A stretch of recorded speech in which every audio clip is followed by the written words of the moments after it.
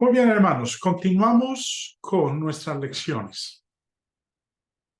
Y hoy vamos a estar estudiando el inicio de ese complot por parte del concilio judío, del Sanedrín, específicamente por el grupo de los saduceos, la secta de los saduceos, para matar a nuestro Señor Jesucristo. En nuestra última lección habíamos estado nosotros mirando lo relativo a la resurrección de Lázaro. Ya cuando se ha producido su resurrección, nos dice Juan 11:45, entonces muchos de los judíos que habían venido para acompañar a María y vieron lo que hizo Jesús, creyeron en él. Ahora, este fue un efecto que produjo en un grupo de ellos, en una parte de los que estaban presentes. Otros, dice el verso 46, algunos de ellos fueron a los fariseos y les dijeron lo que Jesús había hecho. O sea, pues, ¿cómo había resucitado a Lázaro? Un hombre que había estado muerto durante 4 días. Entonces, a consecuencia de esto, se reúnen los principales sacerdotes y los fariseos. Se reúne el concilio judío. Es el verso 47 de la siguiente manera. Entonces los principales sacerdotes y los fariseos reunieron el concilio y dijeron, ¿qué haremos? Porque este hombre hace muchas señales. Ahora el concilio se encuentra en un verdadero problema. ¿Y cuál es ese problema? Pues que el pueblo está creyendo en nuestro Señor Jesucristo. Y el poder que ellos tenían, los principales sacerdotes, los fariseos, podrían perder. Ese poder como gobernantes de esta nación podrían perder. Dice el verso 48, si le dejamos así, todos creerán en él. Y vendrán los romanos y destruirán nuestro lugar santo y nuestra nación. Lo que había ocurrido en Betania, recuerden que Betania es el poblado donde vivían María, Marta y Lázaro. Y ese suceso maravilloso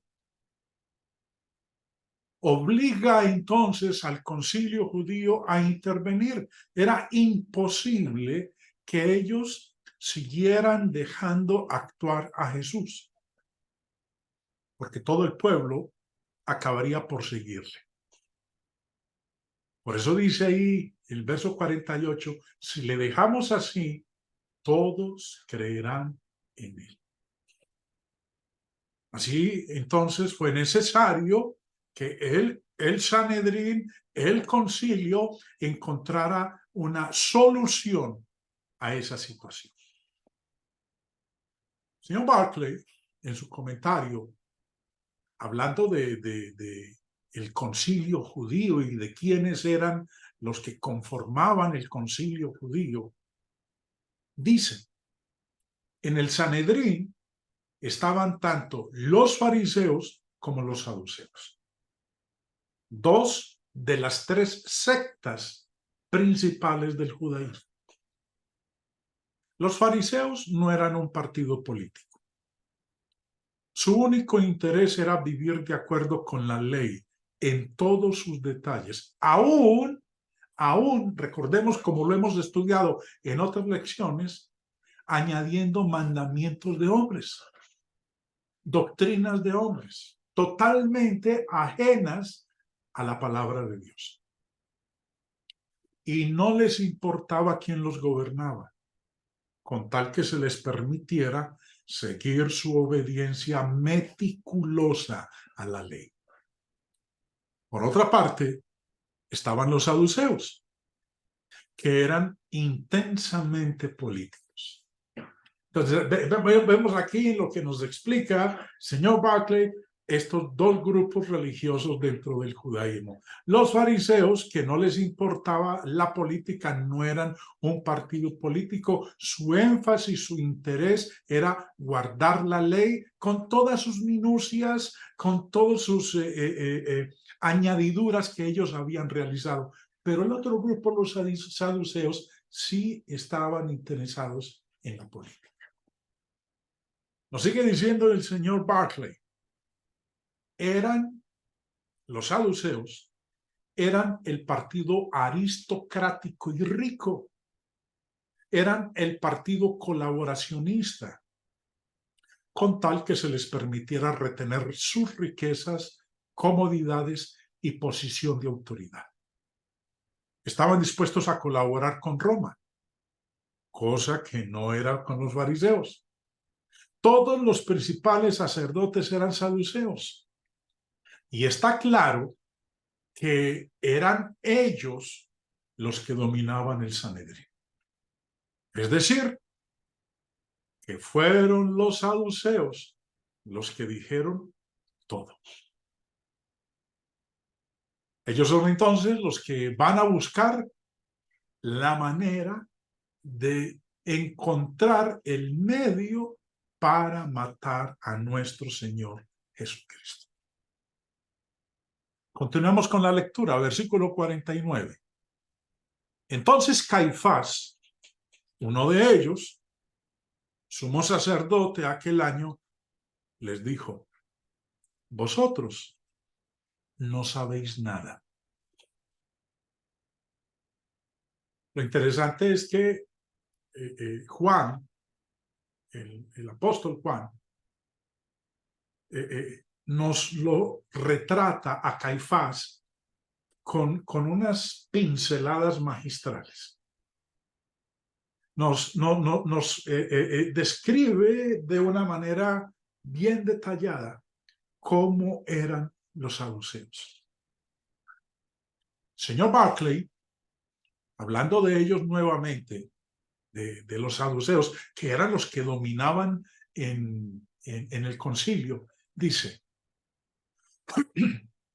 Juan nos los retrata con unas pocas pinceladas magistrales. Primero, eran declaradamente descorteses. Josefo, recordemos que el Josefo del cual se está mencionando aquí es el historiador judío del primer siglo. Josefo dice de ellos en su libro La guerra de los judíos que el comportamiento de los saduceos entre sí era bastante rudo y su relación con sus iguales era tan áspera como con los extranjeros. Vosotros no tenéis ni idea, dijo Caifás. Lo leemos hace un momentito en el versículo 49, en las palabras de vosotros no sabéis nada. Aquí el señor Barclay nos lo dice de otra manera: vosotros no tenéis ni idea. Sois estúpidos y tenéis la cabeza vacía. Aquí tenemos la arrogancia innata y avasalladora de los saduceos en acción. Este era exactamente su carácter. Su arrogancia despectiva está en contraste implícito con los acentos de amor de Jesús. Segundo, la única cosa que interesaba realmente a los saduceos era retener su poder y prestigio político y social. Lo que temían era que Jesús consiguiera muchos seguidores y provocara un conflicto con el gobierno. Los romanos eran tolerantes en muchas cosas, pero con un imperio tan extenso que gobernar, no podían permitir desórdenes civiles que siempre sofocaban con mano firme y cruel. Si Jesús fuera el causante de un desorden civil, Roma se echaría encima con todo su poder y no cabía la menor duda de que los saduceos perderían su posición de autoridad. Nunca se les ocurrió preguntarse si Jesús tendría o no razón. Su única pregunta era, ¿qué efecto puede tener en nuestra posición y comodidad y autoridad? Juzgaban las cosas no a la luz de principios éticos, sino a la de sus propios intereses. Todavía sigue habiendo personas que anteponen su carrera a la voluntad de Dios. Aquí encontramos un tremendo ejemplo de ironía dramática. Algunas veces, un personaje de teatro dice algo cuyo significado no comprende, pero el público sí. Eso es lo que se llama ironía dramática. Así es que los saduceos insistían en que había que eliminar a Jesús, porque si no, los romanos se les echarían encima y les quitarían sus privilegios. El año 70, después de Cristo, los romanos, cansados de la testarudez judía, sitiaron Jerusalén y la convirtieron en un montón de ruinas, llegando hasta pasar simbólicamente el arado por el área del templo. Qué diferentes podrían haber sido las cosas si los judíos hubieran aceptado a Jesús. Los mismos pasos que dieron para salvar a su nación la condujeron a su ruina. Esta destrucción tuvo lugar en el año 70 después de Cristo. El Evangelio de Juan se escribió hacia el año 100 después de Cristo y todos los que lo leyeran descubrirían la ironía dramática en las palabras de los saduceos. Ahora, Juan nos habla de Caifás, el sumo sacerdote de ese año. Caifás los calmó prediciendo que Jesús debía morir para que la nación se salvara de la intervención romana. Dijo en el verso 50, ni pensáis que nos conviene que un hombre muera por el pueblo y no que toda la nación perezca. Caifás sabía muy bien que si se levantaba una revuelta, como lo leíamos hace un momento en el comentario del señor Barclay, Roma, el imperio, se levantaría con toda su fuerza y acabaría con Israel, con la nación. Por eso dijo, nos conviene que un hombre muera por el pueblo y no que toda la nación perezca. Caifás solo vio dos alternativas: darle la vida al Señor o que toda la nación pereciera. Pero pasó por alto una tercera alternativa. ¿Cuál? Creer en Jesús. Y de esa manera salvar a la nación, tanto política como espiritualmente. Caifás no vio esta tercera opción, él solamente vio dos alternativas: quitarle la vida a este hombre. Nos conviene que un hombre muera por el pueblo, o la otra alternativa, que toda la nación pereciera. Ahora, lo que sigue a continuación es que, sin darse cuenta, sin saberlo, el sumo sacerdote Caifás hace una profecía. Continuemos con el versículo 51. Esto no lo dijo por sí mismo, sino que, como era el sumo sacerdote aquel año, profetizó que Jesús había de morir por la nación. Y no solamente por la nación, sino también para congregar en uno a los hijos de Dios que estaban dispersos. Vamos a quedarnos un momentico aquí para que entendamos lo que Juan nos explica de estas palabras que pronunció Caifás. Caifás había dado consejos desde un punto de vista malvado.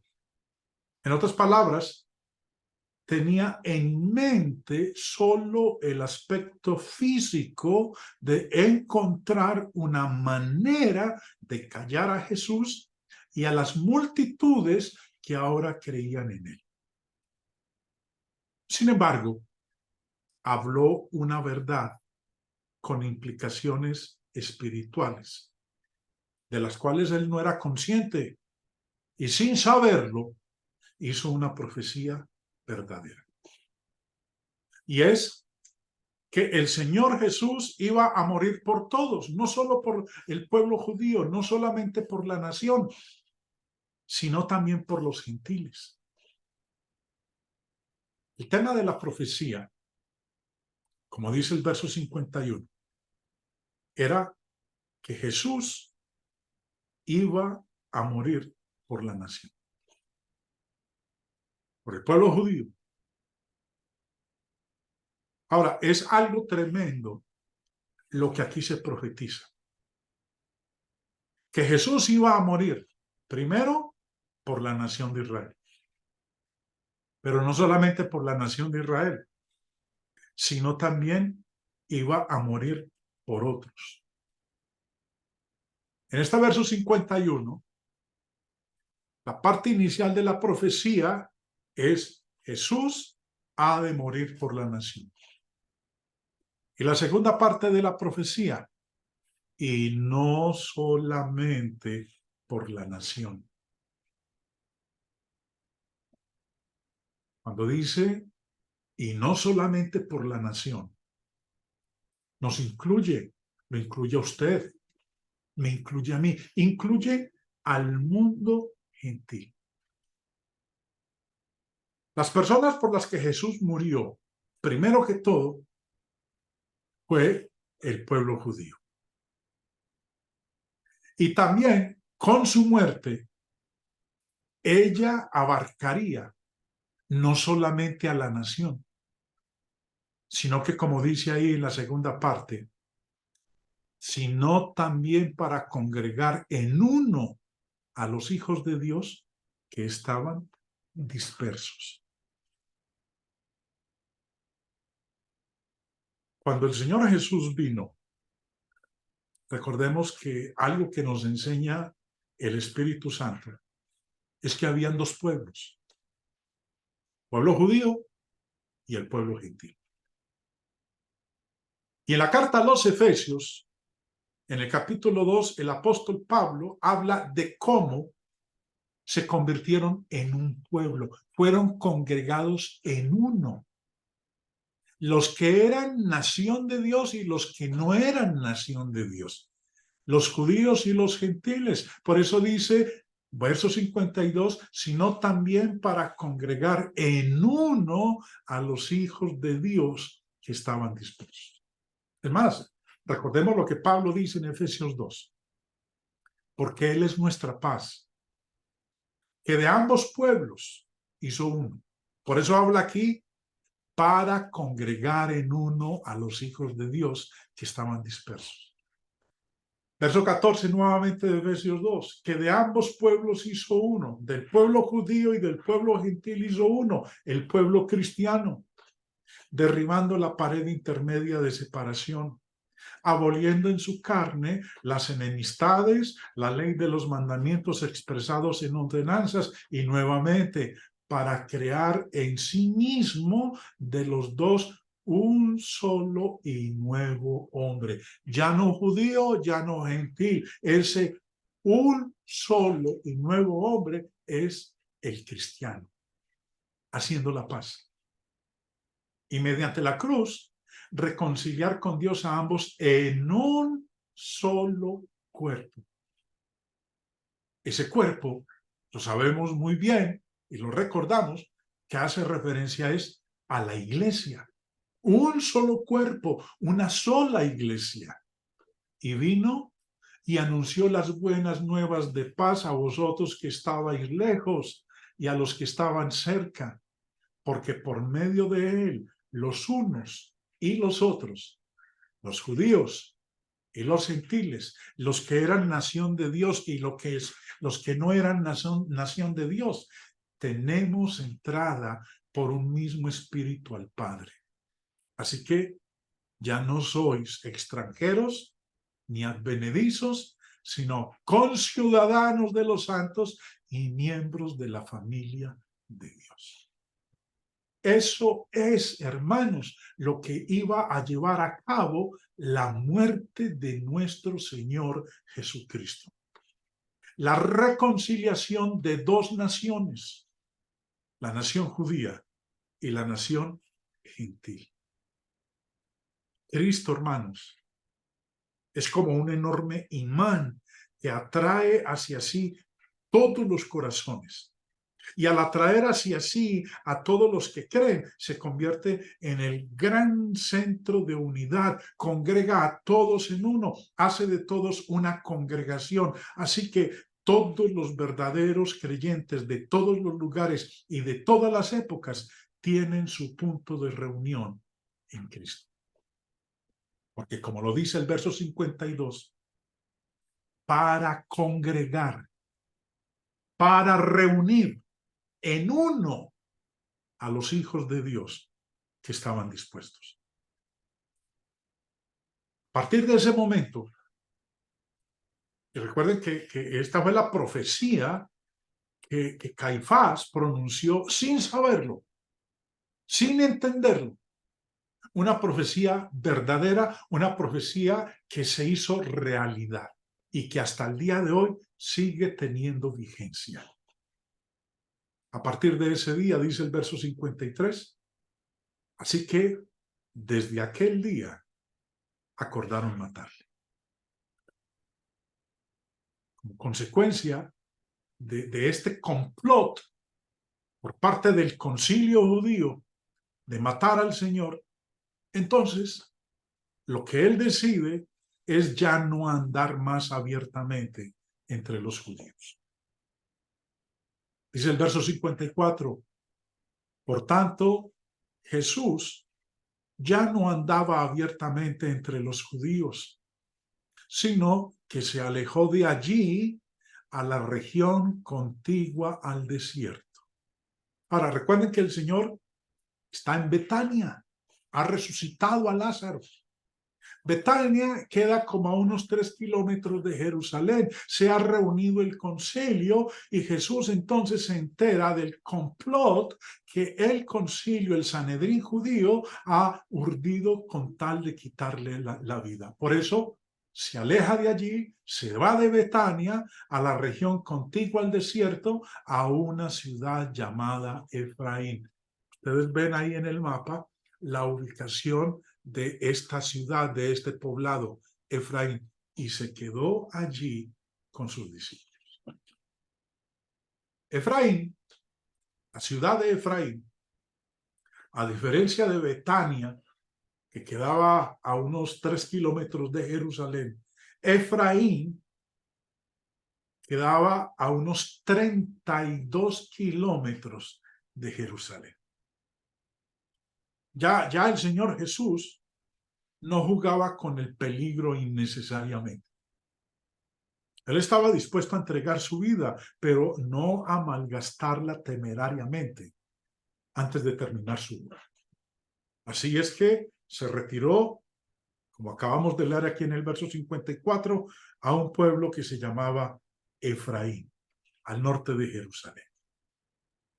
Continuamos con la lectura en Juan 11. Dice el verso 55. Y estaba cerca la Pascua de los judíos.